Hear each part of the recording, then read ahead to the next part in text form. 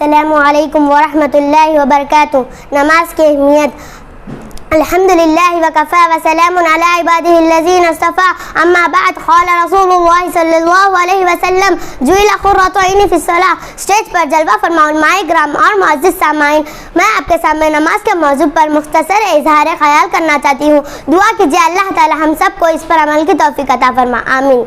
حضرات، نماز دین اسلام کا دوسرا ستون ہے اور ایمان کے بعد سب سے پہلا رکن ہے۔ نماز سب سے بڑی عبادت ہے۔ جس کی زندگی میں نماز ہے اس کی زندگی میں برکت، عزت اور راحت و سکون ہے۔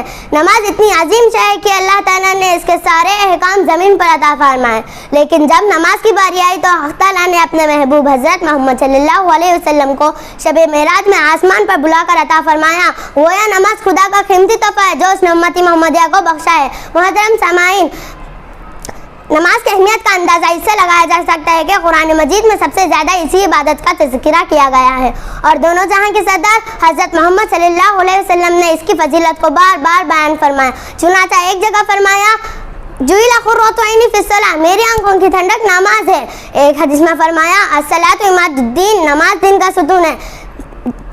جس نے اسے قائم کیا اس نے دین کو قائم کیا، جس نے اسے قائم نہ کیا اس نے دین ہی کو ڈھا دیا۔ آپ صلی اللہ علیہ وسلم نے فرمایا ایمان اور کفر کے درمیان فرق کرنے والی چیز نماز ہے، اور جو جان بوجھ کر نماز چھوڑے اس نے کفر کیا۔ اس کا مطلب یہ بھی ہو سکتا ہے کہ اور جو جان بوجھ کر نماز چھوڑے اس نے کفر کیا۔ اس کا مطلب یہ بھی ہو سکتا ہے کہ نماز چھوڑنے والوں کو موت کے وقت کلمہ نصیب نہ ہو اور کفر پر موت آ جائے، نعوذ باللہ۔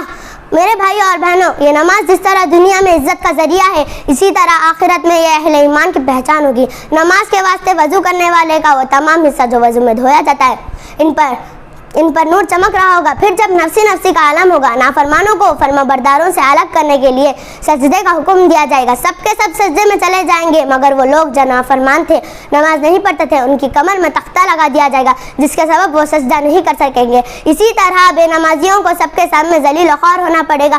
آئیے عہد کریں گے کہ آج سے ہم نماز کی پوری پابندی کریں گے انشاءاللہ، وما علینا الا البلاغ۔ اللہ تعالیٰ مجھے اور آپ کو تمام امتی محمدیہ کو 5 وقت نماز کی پوری پابندی کرنے کی توفیق عطا فرمائے، آمین۔